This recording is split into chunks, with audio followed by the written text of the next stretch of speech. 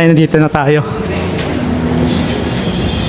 Ito ako, habang papunta kila paring Hive para bumili ng Rolex watch sa kanila. De joke lang. Naisipan kong pumunta sa Green Hills dahil gusto ko silang makita sa personal. Sobrang iniidolo ko kasi sila, kaya naisipan ko silang hanapin at puntahan. Sa mga hindi pa nakakakilala sa kanila, si paring Hive ay nakilala sa pagbebenta ng mga mamahaling mga relo, kagaya na lang ng Rolex. Pinasok nila ang mundo ng content creation at agad-agad naman silang tinangkilik ng mga manonood. Si paring Hive ang nagmamay-ari ng Gentry timepieces sa Green Hills at binubuo naman ng grupo nila ng 4 na mga business content creators na sila paring G, paring Cholo, Patrick 69 at syempre si paring Hive. Maraming umiidolo sa kanila dahil sa galing nilang magnegosyo at sobrang kwela din nila kaya mas sinuportahan sila ng mga tao. At dahil sobrang hilig ko sa mga relo kagaya na lang ng Rolex, ay ngayong araw ay pupunta kami sa Green Hills para hanapin sila paring Hive. Kaya tara, samahan nyo kami sa video na ito. Agad-agad na kami nagbiyahe papunta sa Green Hills. Malayo-layo din kasi ito sa lugar namin. Makalipas ang 1 oras na biyahe ay nakarating na kami sa Green Hills. Pagdating namin ay nahirapan pa kaming magparking ng motor dahil puno na ang mga parkingan dito. Ayun mga kaibigan, kakadating na namin dito sa may Green Hills at sa parkingan pa lang tol may problema na. Ayun yung motor oh. Puno na yung parking tol. Wala na kami maparkingan. Ginagawa ngayon, mag-aantay pa ng lalabas bago makaparking ulit. Punong-puno na eh. Sobrang tagal pa namin nag-antay dito dahil wala talagang lumalabas na mga motor. Naka 30 minutes na kami dito, wala pa. Punuan yung parking dito sa Green Hills Par. Nag-aantay lang kami ng mga lalabas tapos pag may lumabas, so papasok na. Yan, next na tayo tol. Ayun. Excited na ako makita sila. Sana nandiyan sila tol, di ba? Para worth it yung pagpunta natin. Makalipas ng ilang minutong pag-aantay ay finally naiparking na din namin yung motor. Another watch, another geng-geng. Ngayon mga kaibigan, ay nandito na kami sa may Green Hills at papunta na kami doon sa shop nila paring Hive tol. Doon sa may Gentry timepieces. Hindi namin alam kung nandyan sila o wala. Kaya ngayon tingnan natin tol, try natin bumili ng mga Rolexes. So, let's go! Agad-agad na kami nagpunta sa loob ng Green Hills para hanapin yung shop nila. Nagtanong kami sa mga guard dito kung saan banda yung shop nila paring Hive. Sa Shopsville daw matatagpuan yun, kaya doon na agad kami dumiretso. So yun mga kaibigan, nandito na kami tol sa loob ng Shopsville. Hindi namin alam kung saan banda dito yung pwesto nila paring Hive eh. Hanapin natin tol. At sana nandyan sila. Sila paring G, paring Hive, si paring Cholo, tapos si Patrick 69. Tara, hanapin natin. Let's go! Makalipas ang 5 minuto ay nahanap din agad namin yung Gentry timepieces. Pero ang tanong, makikita nga ba namin sila paring Hive?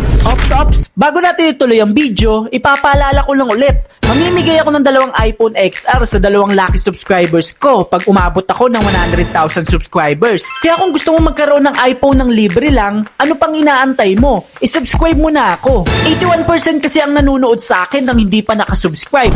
Samantalang 18% lang ng mga nanonood sa akin ang mga nakasubscribe. Ang ibig sabihin lang nito ay maraming nanonood sa akin na nakakalimutang isubscribe ang YouTube channel ko. Kaya kung isa ka din sa mga hindi pa nakakasubscribe, ano pang inaantay mo? I-subscribe mo na YouTube channel ko. Malay mo, para sa'yo pala yung isa sa mga iPhone na ito. Kaya subscribe na. Balik na tayo sa video.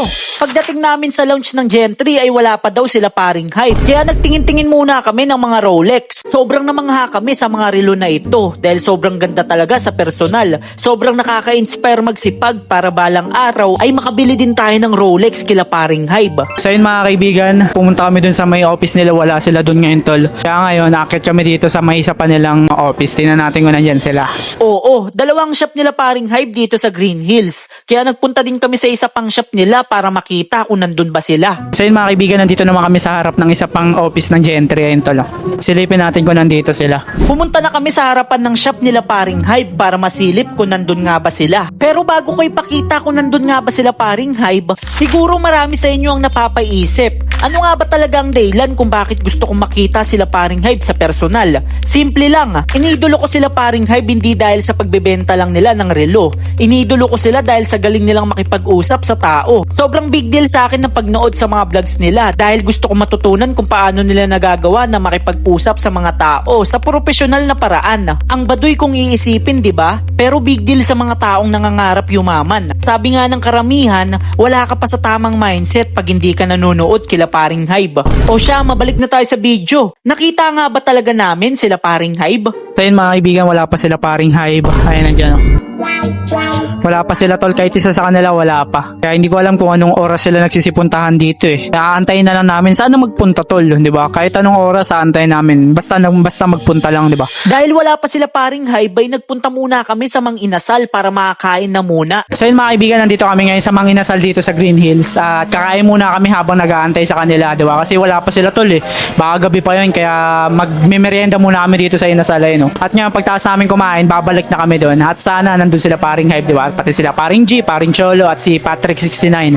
Sana hindi sila umalis, di ba? Baka may mga VIP clients sila sa mga ibang lugar. Kaya kakain muna kami para mabusog ko muna kami ang katawan namin.